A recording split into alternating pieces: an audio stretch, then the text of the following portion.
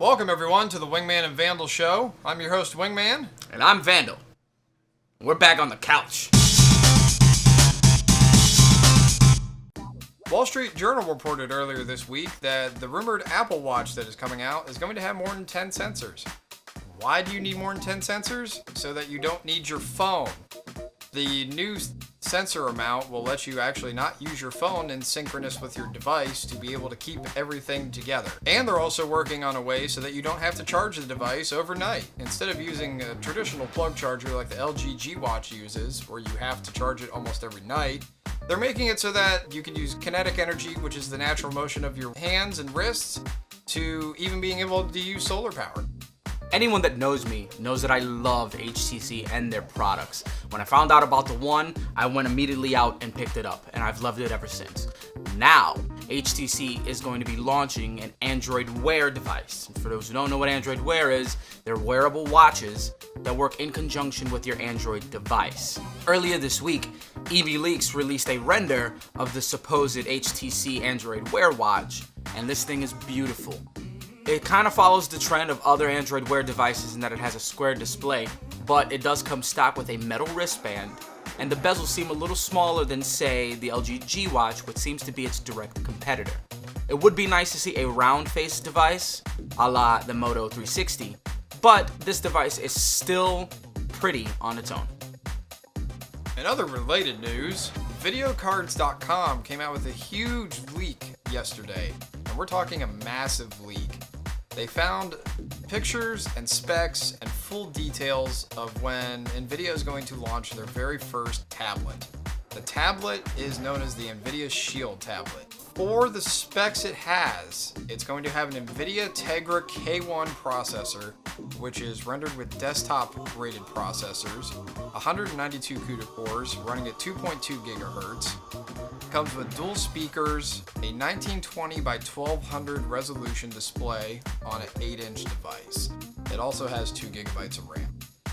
This is going to be spec'd out in two different models. There's going to be a 16 gigabyte model at $299, and there's also going to be a 32 gigabyte model at $399. The 32 gigabyte model will also have LTE on top of Wi-Fi. Nvidia will also be launching a new accessory along with the tablet. It's going to be the Shield wireless controller. This controller will cost you around $60, and it basically looks like an Xbox controller, but the analog sticks are on the bottom, so you might think it's a PlayStation controller. If you want to know when this is going to be coming out, they're going to be announcing it July 22nd. It is supposed to come out in the US and Canada July 29th. It'll come out in Europe August 14th, and more regions will come out later this fall. Now, news wouldn't be news if there wasn't a little bad news along with it. All this wonderful development and innovation that we're talking about, and we have to kind of hover a dark cloud over it, but it is news, so we can't ignore it. Engadget reported earlier this week that Microsoft CEO Satya Nadella sent out emails to all of his employees announcing that Microsoft would be laying off 18,000 people. This coming after Microsoft acquired Nokia's devices and services business, which it acquired for $5 billion last year. And unfortunately, the devices and services business is going to be the one that is most affected. 12,500 of the 18,000 jobs are going to be coming from the devices and services branch. In a bit of journalistic opinion, I happen to think that this is a power move by Microsoft to kind of drop the hammer down on Nokia after attempting to build the X phone using and running an Android operating system, which also got cut, by the way. The X phones are no longer running Android and will be going back to being Lumia devices running Windows Mobile or Windows Phone, or whatever it is they call it. The fact of the matter is Microsoft has been pushed into a corner, and they now understand that they need to cut the market as best as possible in their advantage. Well, that wraps up the show for this week, Dan. Yep. It wasn't too bad. Wasn't too bad. The ending was bad. The ending was bad. 18,000 jobs. That's a lot of hardworking people that are losing their only source of income. Yes, but on a plus note, there's some watches coming. There are some watches, and that tablet is insane. Yes. That's awesome. I mean, the specs on that thing, they rival most desktop computers. It's true. It's what Nvidia wanted to do when they said this last year in a conference. They wanted desktop-rated graphics inside a mobile device. Yeah.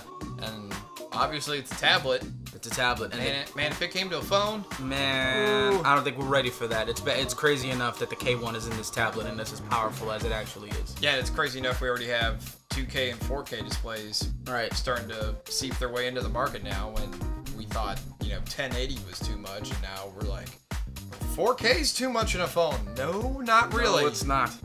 A lot of foreign country languages, when they read them, they need that because a small mark compared to a small line can make a huge difference. Big time. It's the difference between, like in French, when you say poisson and poisson, the difference is water and fish. That's a drastic difference. Drastic. Well, that's the show for this week. Make sure you hit the thumbs up, like the video, drop a comment in the section below, and subscribe.